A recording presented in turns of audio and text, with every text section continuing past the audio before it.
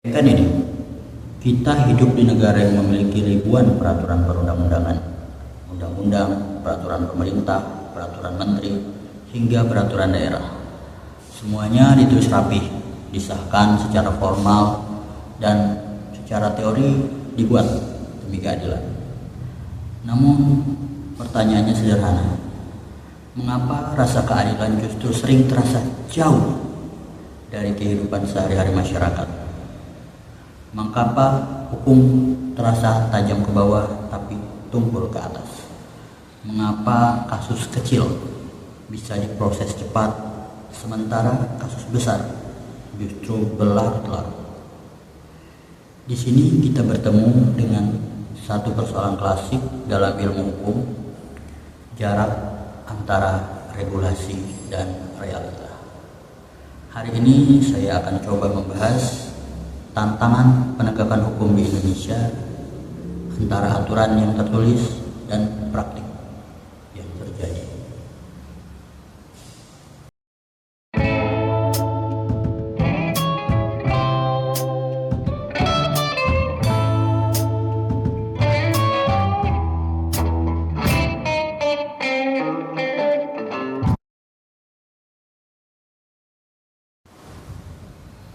Halo, saya Fahmi Purnomo, mahasiswa hukum Universitas Siber Muhammadiyah Yogyakarta. Video ini merupakan hasil pemikiran dan pandangan pribadi saya sebagai mahasiswa. Seluruh isi yang saya sampaikan bertujuan untuk edukasi dan diskusi akademik. Saya sangat terbuka terhadap kritik, masukan, maupun koreksi sebagai bahan pembelajaran dan perbaikan saya di masa depan.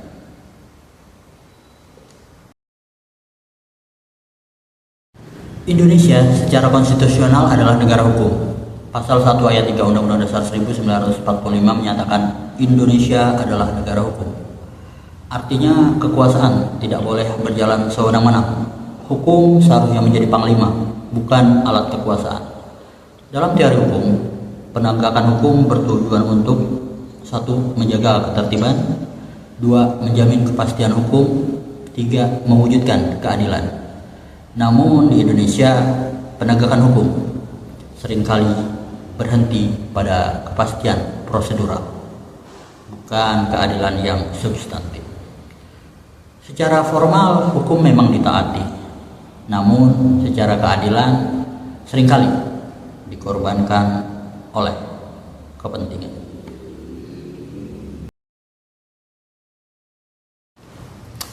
Tantangan pertama dan paling mendasar adalah korupsi tubuh aparat penegak hukum itu sendiri. Kita tidak bicara soal asumsi, kita berbicara soal realitas. Kasus suap hakim, jaksa, oknum polisi, hingga makelar perkara bukan lagi cerita baru.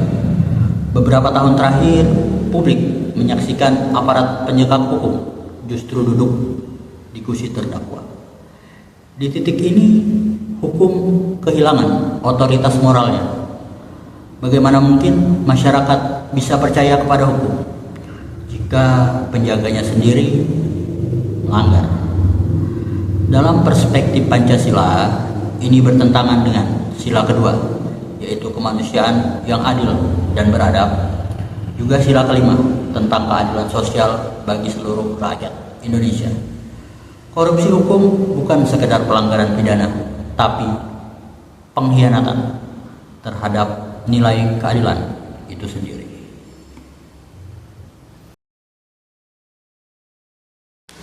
Secara normatif, lembaga peradilan kita bersifat independen. Namun, secara sosiologis, independensi itu sering diuji oleh kekuasaan juga pemodal. Intervensi politik, tekanan ekonomi, hingga opini publik seringkali direkayasa dan kerap mempengaruhi arah putusan. Kita melihat kasus-kasus besar seperti yang melibatkan elit politik, korporasi besar, atau aktor ekonomi yang kuat di negeri ini. Seringkali berjalan lambat, lebih rumit, dan berakhir tanpa kepastian. Padahal dalam negara hukum yang sehat, hukum tidak boleh tunduk kepada kekuasaan. Justru kekuasaanlah yang seharusnya tunduk kepada hukum.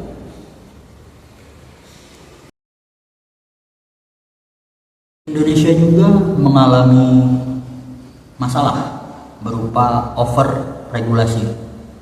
Banyaknya aturan yang saling bertabrakan, tidak sinkronnya antara pusat dan daerah, bahkan substansinya juga bertentangan. Akibatnya aparat menjadi bingung, penegakan hukum tidak konsisten, dan terciptanya celah penyalahgunaan yang terbuka lebar. Ditambah lagi, tidak semua aparat memiliki kapasitas dan profesionalisme yang memadai. Pelatihan terbatas, etika profesi lemah, dan rekrutmen yang belum sepenuhnya transparan membuat kualitas penegakan hukum menjadi timpang.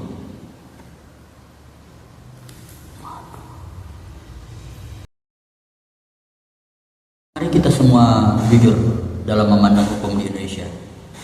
Hukum di Indonesia itu tidak diakses secara setara. Bagi masyarakat miskin akan merasakan biaya perkara yang mahal, proses yang berbelit, hingga bahasa hukum yang sulit difahami. Sementara bagi mereka yang memiliki sumber daya, pengacara mahal akan tersedia, jalur informal terbuka, perkara bahkan bisa diatur.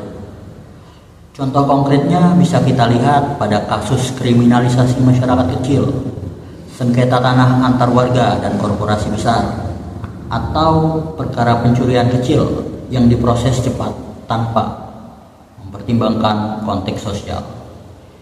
Hal ini menunjukkan bahwa hukum belum sepenuhnya berpihak pada keadilan sosial, sebagaimana mandat sila kelima Pancasila yang berbunyi keadilan sosial bagi seluruh rakyat Indonesia.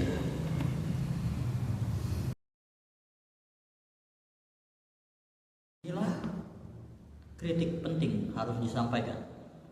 Masalah penegakan hukum di Indonesia bukan semata kekurangan aturan, melainkan hilangnya orientasi Pancasila dalam praktik hukum.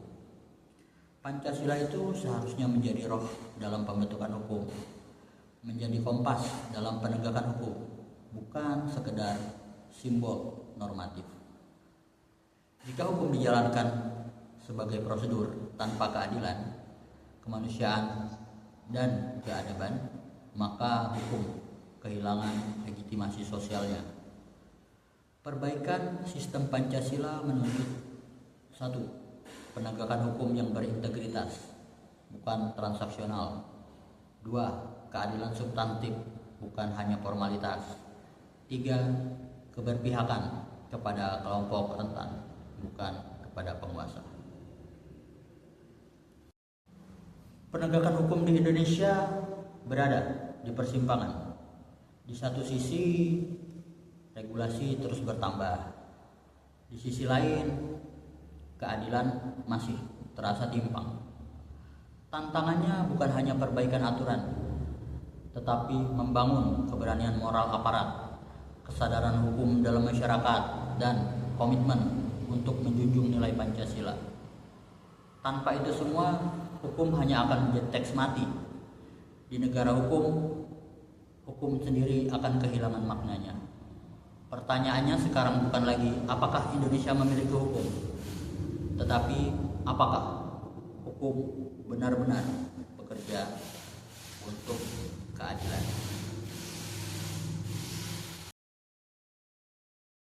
Seharusnya tidak hanya hidup di buku undang-undang. Hukum hidup dalam kesadaran masyarakat. Namun karena budaya hukum kita yang lemah, suap seringkali dianggap sebagai jalan pintas. Hukum dipatuhi karena takut, bukan karena sadar. Main hakim sendiri banyak terjadi di masyarakat. Ini menunjukkan bahwa penegakan hukum bukan hanya soal institusi, tetapi juga soal mentalitas kolektif bangsa.